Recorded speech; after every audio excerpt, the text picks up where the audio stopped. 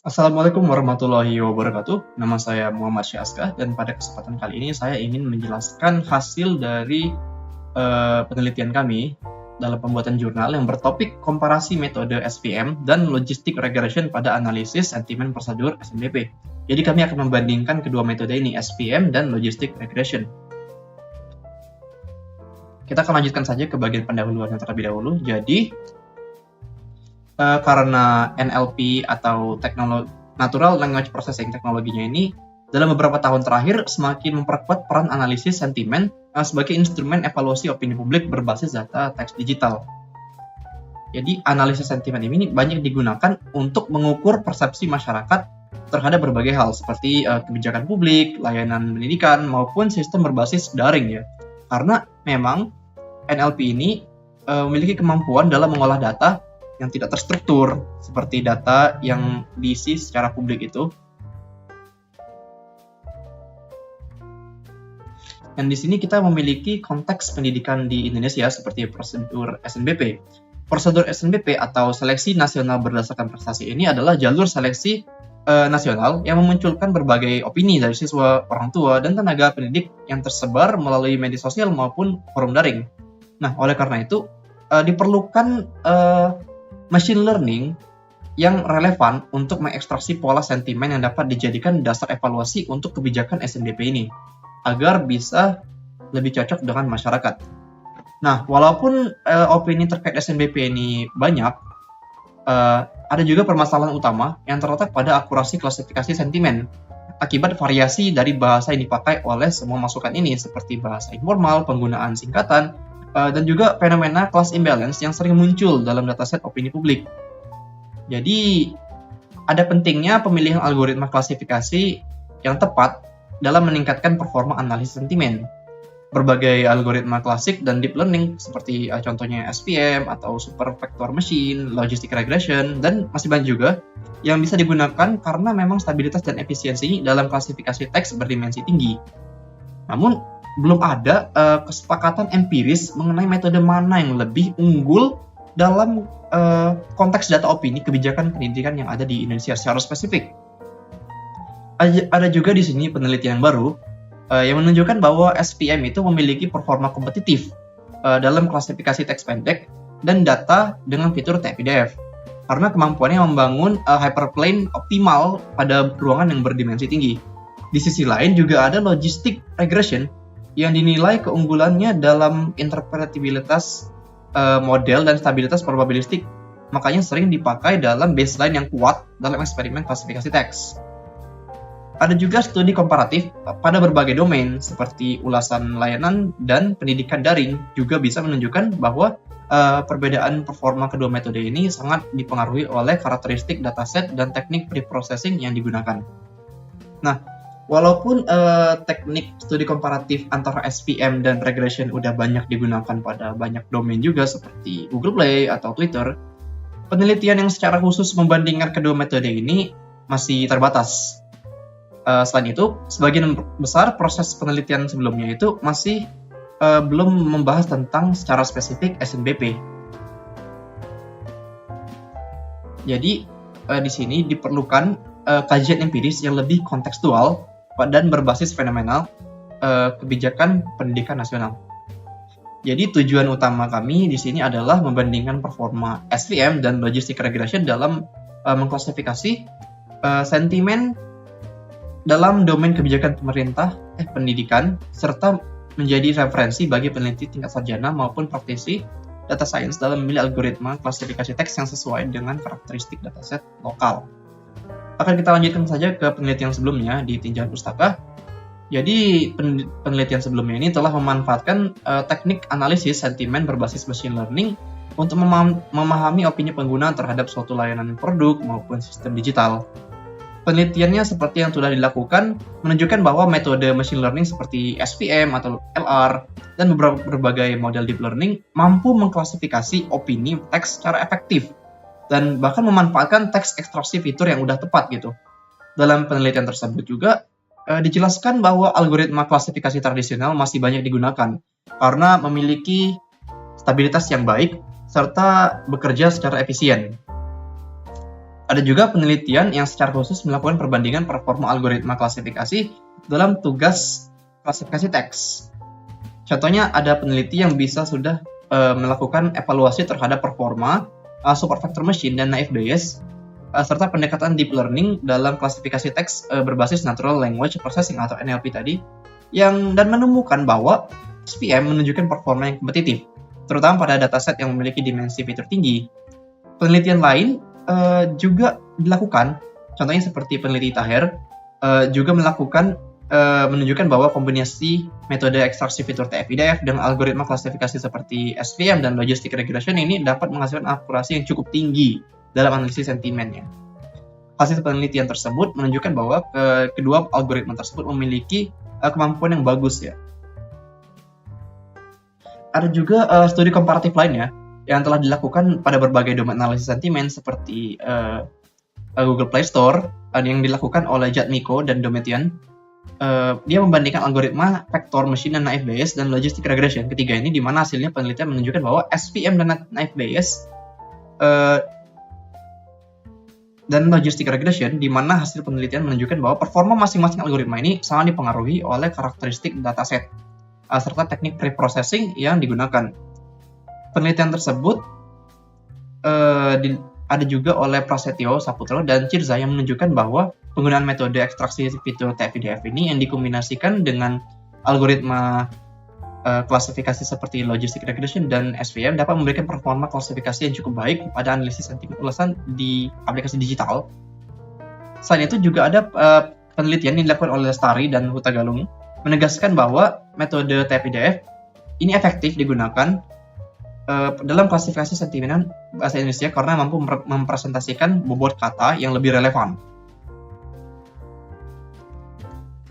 Nah, ada juga penelitian lain yang berfokus pada analisis sentimen dalam konteks layanan digital, yang menunjukkan bahwa penelitian algoritma klasifikasi ini adalah faktor yang penting ya. Jadi, penting melakukan perbandingan antara supervector machine, naive Bayes, dan logistic regression. Penelitian ini telah dilakukan oleh Evalsidis dan Arapasis pada tahun 2022. Nah, sementara itu, penelitian dilakukan oleh Kadir dan Fairul Zabadi menunjukkan bahwa logistic regression yang dikombinasikan dengan fitur TF-IDF mampu menghasilkan performa klasifikasi yang baik pada analisis sentimen pengguna aplikasi e-commerce. Yang dilakukan oleh peneliti Harmandini dan Muslim pada tahun 2024. Hasil penelitian tersebut juga menunjukkan bahwa algoritma logistic regression masih menjadi salah satu metode yang paling efektif ya. Jadi, berdasarkan tinjauan penelitian dahulu tersebut, kita bisa simpulkan bahwa algoritma SVM dan logistic regression ini adalah dua yang paling populer dan benar-benar efektif ya dalam performa kompetitif pada teks berbasis TF-IDF. Tapi sebagian besar penelitian sebelumnya ini belum secara spesifik gitu membandingkan kedua algoritma dalam konteks analisis sentimen terhadap kebijakan seleksi pendidikan nasional seperti SNBP dengan menggunakan data opini yang diperoleh langsung oleh responden melalui kuesioner daring gitu. Jadi belum paling update juga ini ya. Oleh karena itu, penelitian ini mengusulkan analisis komparatif antara SVM dan logistic regression dalam mengklasifikasi sentimen pengguna terhadap prosedur SNBP dengan memanfaatkan teknik processing data bahasa Indonesia dan ekstraksi fitur TF-IDF. Dan kami berharap pendekatan teknik processing teks bahasa Indonesia ini dan ekstraksi fitur ini dapat memberikan kontribusi dalam memperkaya literatur analisis sentimen pada domain kebijakan pendidikan serta menghasilkan rekomendasi metodologis mengenai algoritma klasifikasi yang lebih optimal untuk menganalisis opini publik terkait prosedur SNBP. Di sini kami memakai beberapa jurnal referensi. Kebanyakan jurnal yang kami pakai ada di tahun 2022 ke atas. Dan juga kami memakai jurnal yang sudah terdaftar di Sinta atau di Scopus pada rank Sinta 1 sampai 3 dan juga ada juga Scopus di rank Q1 sampai 4. Di sini kita bisa lanjutkan ke bagian referensi. Referensinya ini berupa jurnal. Beberapa jurnal ini telah kami periksa dan cek dan telah kami analisis juga menggunakan dan kami tuliskan analisisnya di daftar pustaka dalam format APA. Jadi ada jurnal yang berjudul Impact of Text Preprocessing Techniques on Sentiment Analysis Performance. yang dipublish oleh Al-Harbi M. De Donker A pada tahun 2022 pada jurnal Applied Sciences. Ada juga jurnal Apipa dan Kimartanto dan M di Kanada, F. Bahtiar A dan Narasati R pada tahun 2026 yang berjudul perbandingan kinerja support vector machine original dan support vector machine berbasis Mote untuk analisis sentimen aplikasi GDJKN model mobile. Ini dipublish oleh Jurnal Teknologi Informasi Komunikasi pada tahun 2026. Ada juga jurnal yang ditulis oleh Bahar A. Astuti T dan RCP 2026 yang berjudul Performance Comparison of SVM, Naive Bayes dan Logistic Regression Classification Algorithm in Analyzing Noise App User Reviews yang dipublish oleh Jurnal Teknik Informatika atau JUTIF pada tahun 2024. Ada juga jurnal yang ditulis oleh Beto J.A. pada tahun 2025 berjudul Electronic Survey Methodology for Data Collection and Analysis yang dipublish oleh Journal of the Academy of Nutrition and Dietetics pada tahun 2025. Ada juga jurnal yang ditulis oleh Cahyani RD dan Prasetyaningrum PT pada tahun 2026 yang berjudul Sentiment Analysis of User Reviews for AI Applications Evaluating SVM, Logistic Regression and Random Forest yang dipublish oleh Journal of Information System and Informatics. Ada juga jurnal yang ditulis oleh Chen H, Bu L, Chen J, Lu dan W Ding J pada tahun 2022 yang berjudul A Comparative Study of Automated Illegal Text Classification Using Random Forest and Deep Learning yang dipublish oleh Information Processing dan Management. Ada juga jurnal yang ditulis oleh Efrosinidis dan Arampatsis pada tahun 2022 yang berjudul An Evaluation Pre-Processing Techniques for Sentiment Analysis yang dipublish oleh Expert Systems with Applications. Ada juga jurnal yang ditulis oleh Ferhati, Burlias Kipoy, dan Nasku pada tahun 2025 yang berjudul Text-Based Project Risk Classification System Using Multimodal AI, Comparing SVM, Logistic Regression, and Random Forest, Naive Bayes, and XGBoost Systems, yang dipublish oleh jurnal bernama Systems. Ada juga jurnal yang ditulis oleh Grewenig, P. Simon, L. Warner, dan Wasman pada tahun 2023 yang berjudul Can Internet Surveys Represent the Entire Population? A Practitioner's Analysis yang dipublish oleh European Journal of Political Economy pada tahun 2023. Ada juga jurnal yang ditulis oleh Harmandini dan Muslim pada tahun 2024 yang berjudul Analysis of TF-IDF and TFRF, a Feature Extraction on Product Review Sentiment yang dipublish oleh Synchron atau Jurnal dan Penelitian Teknik Informatika.